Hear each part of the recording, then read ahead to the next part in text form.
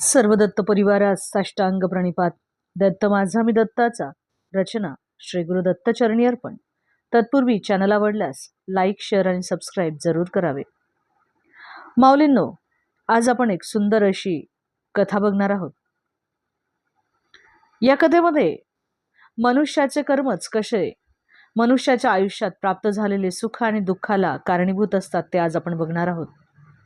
एकदा काय होतं, एक राजा असतो. तो राजा त्याच्या राज्यातील अनेक अशा विद्वान आणि ज्योतिषी लोकांची सभा बोलावतो. आणि सभा बोलवल्यानंतर तो सर्वांना एक प्रश्न करतो की माझ्या पत्रिकेनुसार माझा राजा बनण्याचा योग होता, परंतु माझा जेव्हा जन्म झाला आणि तेव्हा जो काही मुहूर्त होता त्या मुहूर्तावरती तर अनेक वेगवेगळ्या ठिकाणी वेगवेगळी बालके जन्माला आली असतील. मग ते राजा का नाही बनले, मीच का बरं राजा बनलो? याचं कारण काय आहे, असं राजाने सर्वांना प्रश्न केला. परंतु तेथील सर्व जे काही ज्योतिषी होते, विद्वान लोक होते, ते सगळेजण निरुत्तर झाले. तेव्हा त्यांच्यापैकी एक जो विद्वान होता, तो वृद्ध होता, तो यकायक उठला आणि तो राजाला म्हणाला की हे राजन, आपल्या राज्यापासूनच थोड्या दूर अंतरावरती एक घनदाट असं जंगल आहे आणि त्या जंगलामध्ये एक महात्मा राहतात. तुम्ही त्या महात्मांना तिथे जाऊन भेटा, ते नक्कीच तुमच्या या प्रश्नाचे उत्तर देऊ शकतील. राजाला स्वतःच्या प्रश्नाच्या उत्तराबाबत उत्सुकता होती, त्यामुळे राजा त्या घनदाट अरण्याकडे निघाला आणि थोडासा आतमध्ये गेल्यानंतर त्यांनी जे काही दृश्य पाहिले ते दृश्य पाहून तो आश्चर्यचकित झाला. त्या ठिकाणी एक महात्मा बसले होते. असा समोर आग वगैरे त्यांच्या जळालेली होती आणि गरम गरम कोळसे खाण्यामध्ये ते व्यस्त होते.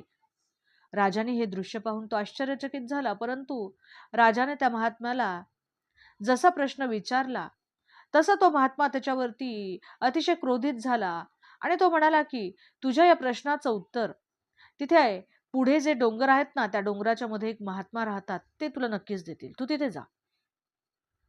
आता राजाची जिज्ञासा अजूनच वाढली होती.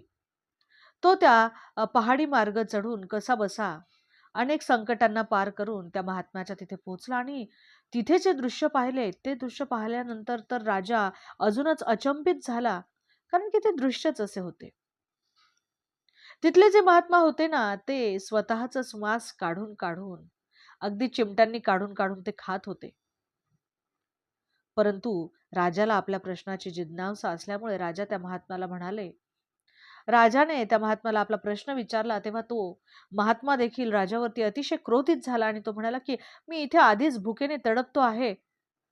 तू समोर एक आदिवासी लोकांचं गाव आहे आणि तिथे आता एक मूल जन्माला येणार आहे, परंतु ते मूल काही वेळा करताच जिवंत राहणार आहे. परंतु त्या मुलाकडे मात्र तुझ्या प्रश्नाचं उत्तर आहे, तू ताबडतोब तिथे जा. आता राजा अतिशय बेचैन झाला, परंतु तरीही तो समोर असलेल्या त्या गावाकडे झपझप पावले उचलत तो चालू लागला.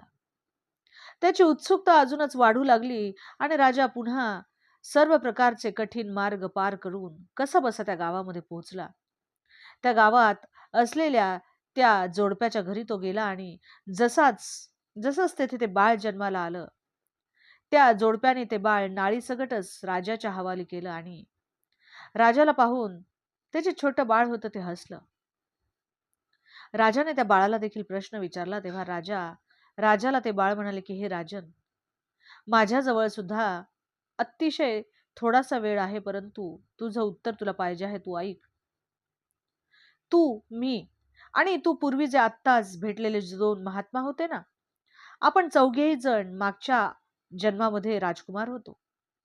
एकदा काय झालं, आपण शिकार करत करत आपण जंगलाच्या ठिकाणी गेलो आणि तिथे आपण 3 दिवस बिना काही खाता पिता भटकत राहिलो.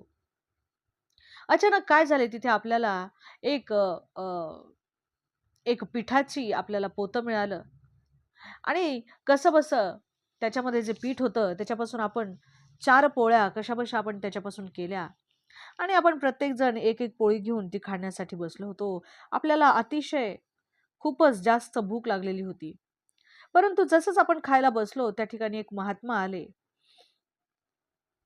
त्यांनी सुरुवातीला जो गरम गरम कोळसे खाणारे जो महात्मा होता ना, त्या आपल्या भावाला त्या महात्म्याने म्हणलं की बेटा, मी 10 दिवसापासून भुकेने व्याकुळ आहे, मला तुझ्या पोळीमधली अर्धी पोळी देतोस का रे?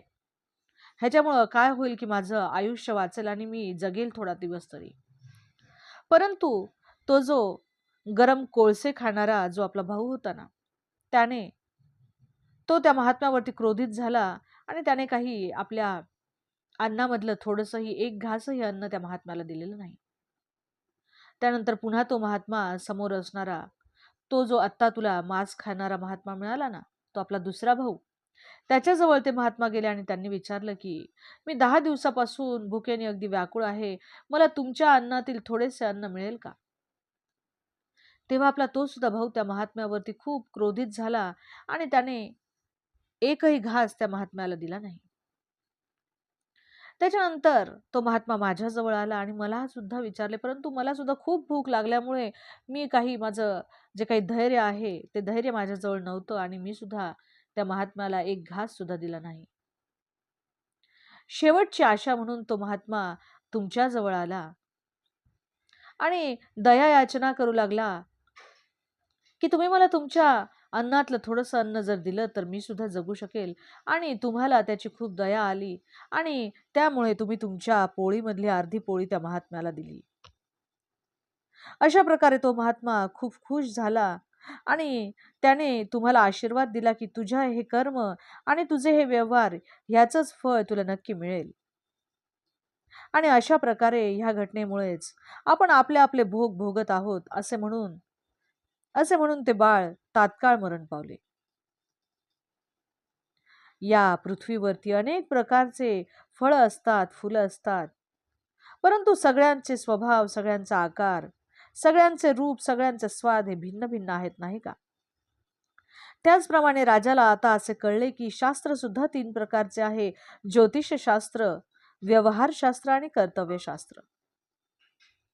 अशा प्रकारे या ठिकाणी या पृथ्वी तलावर जो पण मनुष्य जन्म घेतो ना, तो त्याने केलेल्याच कर्माचं, जे काही कर्म केलेलं असतं, जे दिलेलं असतं, जे घेतलेलं असतं, तोच ते परत त्याच्या भोगाच्या अनुसार त्याला ते मिळत असतं.